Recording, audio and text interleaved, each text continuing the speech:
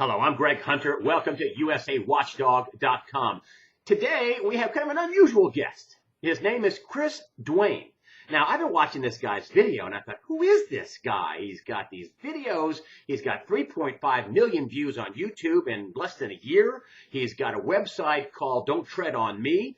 And basically, he is the quintessential citizen journalist.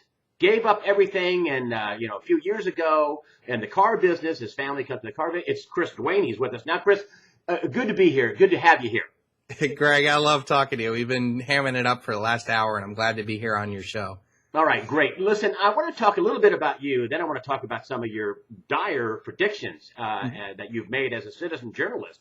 And I think your logic is good. Your sourcing is good.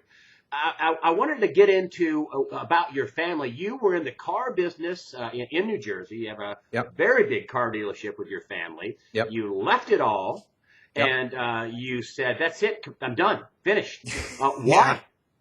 Well, it wasn't an overnight decision. It basically started when I found out that I was going to become a father. I think that's one of the first major things where a human starts realizing that they have greater responsibility than just themselves. When I was a young man, even a newly married man, I lived, really well. We had, went out to dinner and did all that other stuff. But as soon as you realize you're having a child, your priorities shift, because now it's not just about you. It's now you're responsible for another soul, and it's your child, and you don't want to lead them down the wrong road, if anything.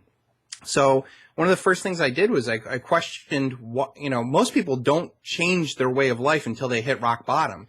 I was the complete opposite. I was living high on the hog when this was going on, and I started to question my reality. I said, well, why haven't things always been this good? Here I was, 30 years old and a millionaire. Why wasn't my parents' generation 30-year-old millionaires then? That was a complete impossibility. Why now? And I started to ask questions like, what is money? And when I came to the understanding that our money is debt, that shook my world, because then I realized, well, no wonder I'm making a ton of money. In the car business, all we do is create debt. People come in and they sign contract loans to buy cars. They don't pay us cash. They don't pay us gold. They pay us in debt. And we get access to that debt at the first thing. Well, I realized, well, a car dealer does really well because we created a lot of debt. Well, what happens to the banking industry and all that other stuff? So I went through this process and I was like, man, this isn't good, because not only is the car business doing really good, well, there's a huge housing bubble. There's tons of debt being created right now because everybody thinks they're going to be Donald Trump. So I was literally in the OBGYN's office for my wife getting checked out for the baby. And here's Time magazine, and the cover on it is Why We Love Housing. And it was a cartoon character of a guy hugging a house. And it was whole spread about all these guys like me who were millionaires because they were, investing in real estate. And I said, this is bad news. I said, my wife was 7.5 months pregnant, and I put my house on the market, and within a month we were sold and we were renting in 2005. And everybody was going, are you nuts? You have a child on the way. How dare you sell your house? How dare you move? And I was like, this is not good. So I spent the next 3 years trying to convince my baby boomer partners and baby boomer parents, man, this is as bright as the sun's ever going to shine. You got to sell out now. And I spent 3 years trying to, guys, get out. And I was totally crazy. Yeah. And it got to the point in May of 2008 where my spidey sense was going nuts. I was like, something big is going to break. And March, April, May, business was booming. And I told my father, I said, I want out. And, here I was part owner. I had, ownership and all these things. And I was basically given the choice. Either I could, walk away or stay. But either way, I wasn't taking my money with me. So I walked away from my inheritance, my job, my family, my state, everything, based off of this understanding of how this has worked out. And to be honest, I've been right. And I've been right over and over again. And people don't want to hear this because they have so much at stake in this paradigm. But at some point, you're either ahead of the curve or you're historical roadkill. And that's why my mission is to try to wake people up to understand this isn't going to end well. And the economy's never going to recover until all this debt's wiped away. And the ramifications of this are going to be the single largest event in human history. When you say the single largest event in human history, that there's also a dollar component with that. Basically, the debt Oh, is yeah. denominated in dollars. According to John Williams, there's 12 trillion U.S. Liquid dollar assets held outside of America. Mm-hmm. And you're saying that that there's going to be a giant paradigm change. I mean, we're going to go. I've said this before, that people are going to wake up, boom, and overnight they're going to be poor. They're going to say, what happened? You did a video not long ago about the paradigm change in a microcosm of Bernie Madoff. And it changed dramatically and dreadfully and direly and darkly for some people. Tell me about that. All right, so everybody's familiar with Bernie Madoff's scandal, but to be honest, I think the average American wrote it off as, poor billionaires, they have to live like us, and really didn't understand or appreciate what Bernie Madoff represented. To me, Bernie Madoff is just a microcosm of the bigger scheme. In fact, when Bernie Madoff was first interviewed in jail, he didn't deny what he was doing as a Ponzi scheme, but you know what his defense was? The whole government is a Ponzi scheme. That's right. Everything that we have is based off of a Ponzi scheme. Our health insurance is a Ponzi scheme. Our Social Security is a Ponzi scheme. Our banking system is a Ponzi scheme. Everything is based on a Ponzi scheme. And as we all know, as soon as the people start taking back out from the Ponzi scheme, it collapses. Well, we have 88 million baby boomers who are not going to be putting into this Ponzi scheme anymore. That alone, that generational shift alone, is going to doom this Ponzi scheme. They're going to want their money. Yeah, they paid into it. Of course they did, right? Meanwhile, it's all been sold off and spread. I mean, there's nothing there but IOUs. So I did this video on the coming shock of a new paradigm, and I looked at 3 Bernie Madoff investors. Now, these guys, Greg, to be honest, they don't sniff the same air that we did. These guys were, former military, British major generals, highly connected to the military-industrial complex, Swiss-born. Billion-dollar finance managers and a 220-year-old generational hedge fund that actually funded money to King Louis XIV going back 220 years. I mean, massive, old, deep, connected money, okay? So I looked at these 3 guys, and Bill Foxton was the British major general who ended up finding out that all of his wealth had been taken by Bernie Madoff, and calmly walked to a local park bench and blew his head off, okay? Another Swiss banker, 5 kids, beautiful family, well-connected, educated, knew everything. Was having his multi-million-dollar house remodeled, lived very high on the hog, went to a hotel room, got naked, and hung himself in a closet. And then the guy who I'll totally mess up his name, but the French dynasty family, who lost all of his friends and family's wealth, went into his office the next day, took a bottle of pills, and slit his wrists. Now, these 3 men, anybody in the world would give to have their credentials, their knowledge, their background, their friendship, their all this stuff. They could have easily started over again, just with a phone call and started over again. But the psychological aspect of being so wrong for so long and having that illusion wiped away instantly, couldn't deal with it. So what I try to tell people in this video is, knowing that these guys were well-connected, well-funded, well-managed, that they couldn't deal with the psychological reality of being so wrong for so long and having everything that they worked for taken away from them. What do you think the average guy, is going to do when everything gets wiped away? And if you don't get ahead of this, this is what your fate is going to look like. And I finished that video off with a picture of Mark Madoff, Bernie Madoff's son, with his 2-year-old baby son. And while his wife was on vacation with his other kids, he hung himself while his 2-year-old son was sleeping in the next room. The psychological ramifications of this dollar collapse are going to be unlike anything else in history. This is going to be the biggest event in the world. I tell people all the time, they look at me and they say, what do you think is going to happen? I'm not a trader. I don't give trading advice. But I will tell you, ultimately, it's going to come down to a currency crisis in the dollar. And, it may be something like they're going to have bank holidays. You got $10, you really have just one new dollar in the bank. It's going to be something dreadful, terrible, and a lot of people are going to get wiped out and overnight. Tell me about the timing of this. It's getting more and more, the drums are louder and louder. The squeaks in the wheels are louder and louder. I could smell rust. I could smell, metal on metal. The LIBOR scandal about the rates. Now the British government is implicated Sure. And I mean, everybody asks me the big question, when? Okay, so when? So that's what I'm asking you. When do you think this is going to happen? Well, when I was on Coast to Coast with George Norrie, I keep saying that there's a mathematical, inevitable collapse to this, and I think this is an important reason because knowing that our system is a debt-based paradigm, what most people don't get is every dollar that comes into existence is debt. There's debt attached for every dollar that comes into existence, but there's interest attached onto it. So every dollar that comes into the system, that dollar goes into the economy, but you have to pay back that dollar plus interest. But the trick is there's never any money for interest. Okay. So that in order to pay back that dollar plus interest, you have to take out another loan with more dollar with a higher principal than the dollar in interest before. And that's an exponential factor. It has to increase every year in excess of the debt and interest accrued the year before, or else we have a mother of all margin calls. Okay.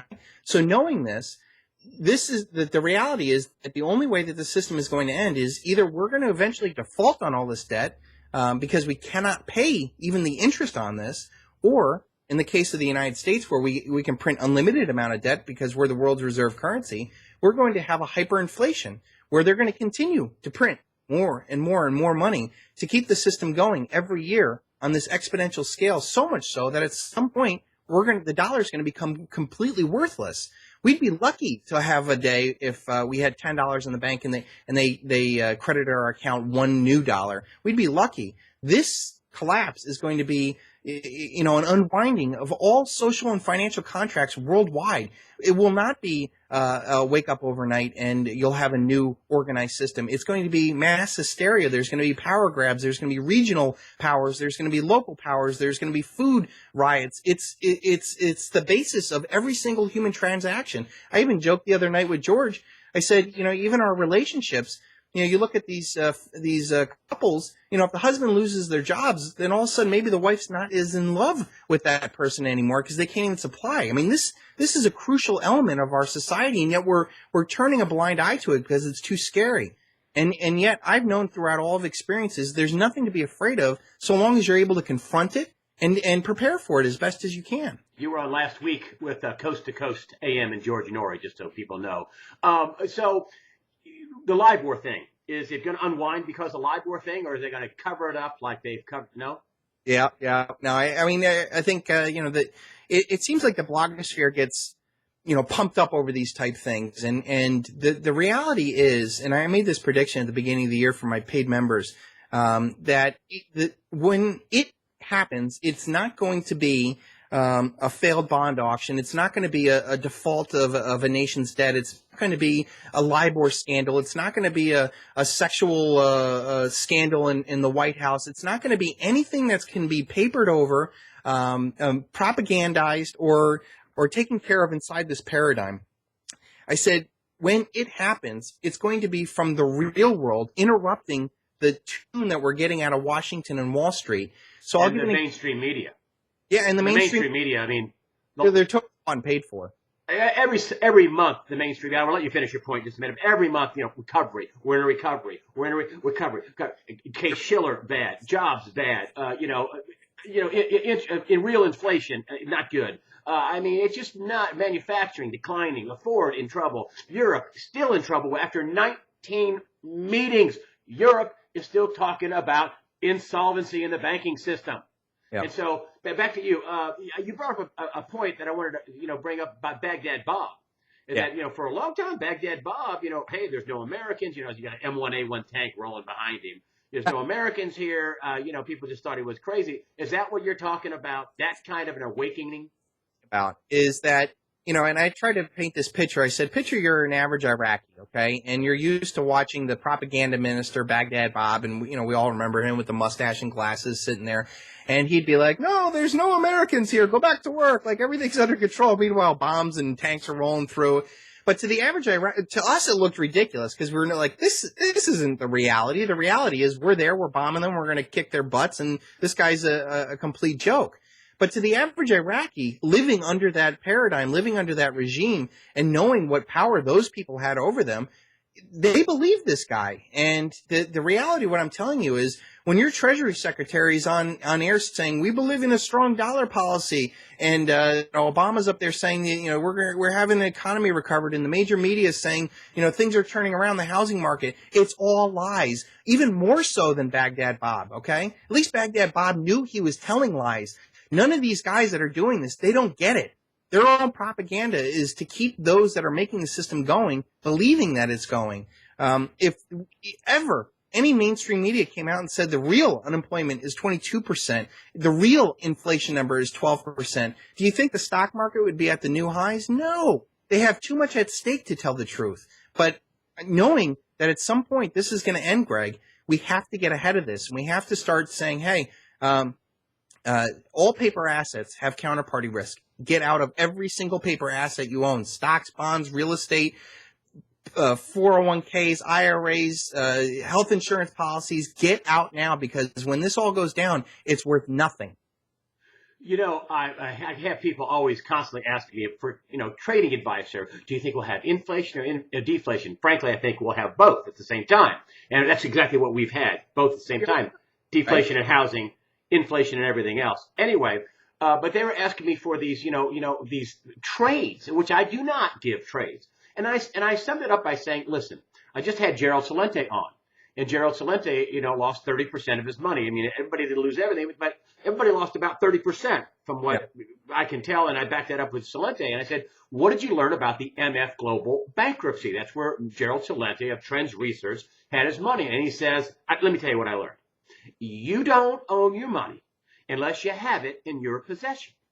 Yep. And to that I say, you may have a great trade, but a great trade, a great long or a great short is worthless if it's in a brokerage that has capital controls or goes under or whatever.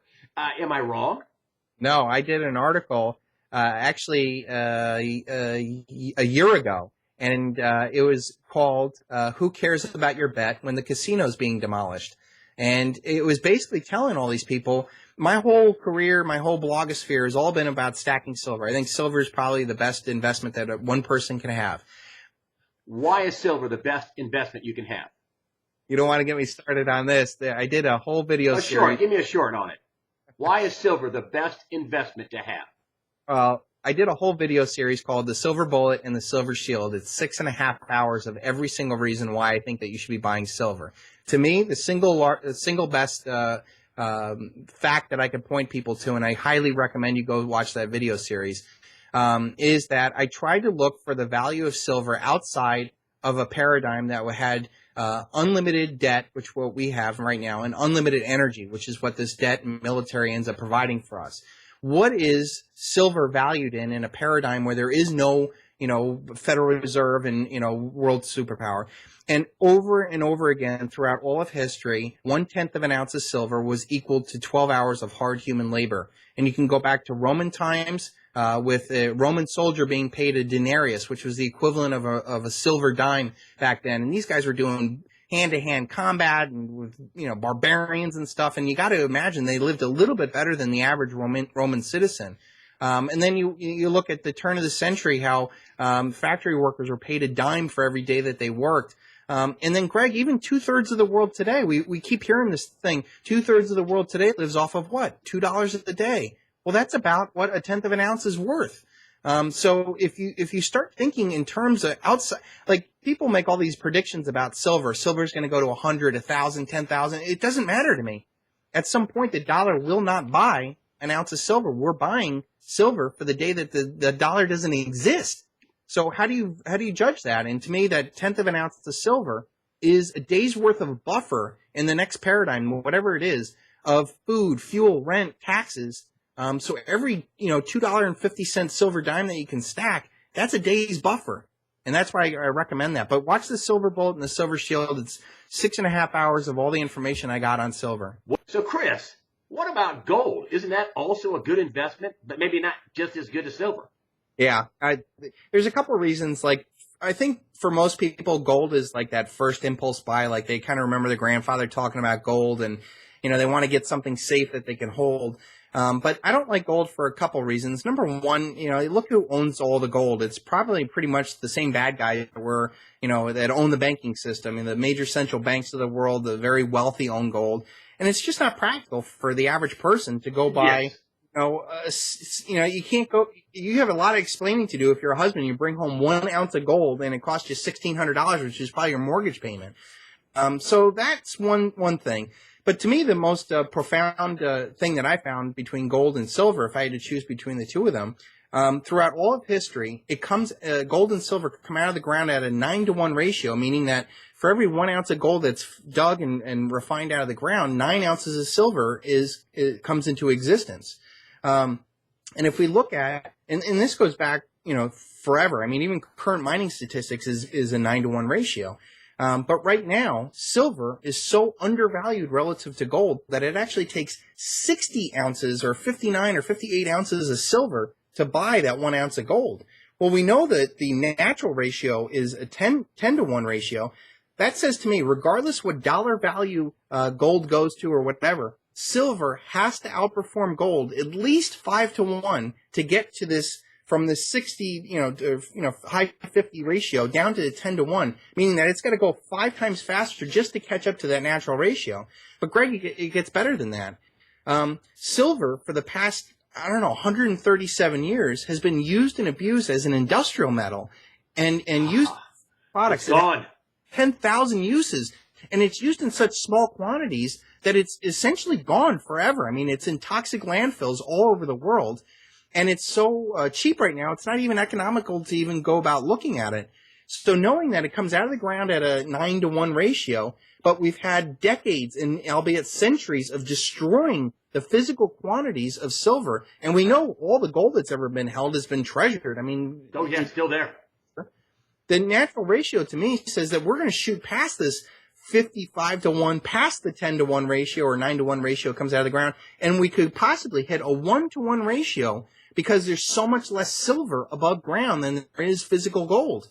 That says to me, man, that's a heck of an opportunity in light of a worldwide currency collapse. I mean, you think it'll be worldwide? You think we're going to have a worldwide currency collapse? And what's your time frame? When do you think it will, by the outside date, happen? I would be shocked if it happened 3 years from now, but I wouldn't be shocked if it happened tomorrow. Wow. From tomorrow to 3 years from now. Yeah. I mean, if truth was told, this is the thing, like if we actually had transparent free markets, which we haven't had a capitalistic free market since the foundation of the Federal Reserve. You can't have a central bank setting the primary interest rate of the country and imagine that you have some sort of free market. I mean, I got a video of Alan Greenspan admitting that we don't have a free market economy. We're really no different than the Soviets were. And yet, as Americans, we mock the command and control process of the Soviet Union. How are we any different? We've become them. So at the end of the day, this all is going to end. And if the truth was told, if we were able to get to the bottom of all these things, of the LIBOR, if we saw the government did not have $1.5 trillion deficit, but a $5 trillion deficit if we were to use generally accepted accounting principles, or that we have $140 trillion of unfunded liabilities if we were to, account for our liabilities like we do with our credit cards and our mortgages. This would all be over in a heartbeat. Do you think we'd be at, new stock market highs and, all this other stuff if we are honest with ourselves? But no, this delusion keeps going on, and it will keep going on because it benefits everybody. It benefits 46 million that are on food stamps so they don't have to work and eat. It benefits the ultra wealthy who get to get bailed out on their bad bets. It benefits the corporations. The only ones that doesn't benefit are the average guys going out there and working. They're making less and less. What do we hear? The statistic that the average Americans lost 40% of their wealth in the last 3 years. It's because the game's rigged, folks, and it's rigged against you. And until you guys start walking away and saying, not for me anymore, no more stock markets, no more debt, no more credit cards, no more buying the latest gadgets, and taking your wealth and putting into real assets like gold and silver and food and guns and water and stuff like that, this isn't going to end well. Chris Duane, The Greatest Truth Never Told. It's one of your websites. And also Don't Tread on Me. That's .me. Thank you for being on USAWatchdog.com. Thank you, Greg. It was awesome being with you.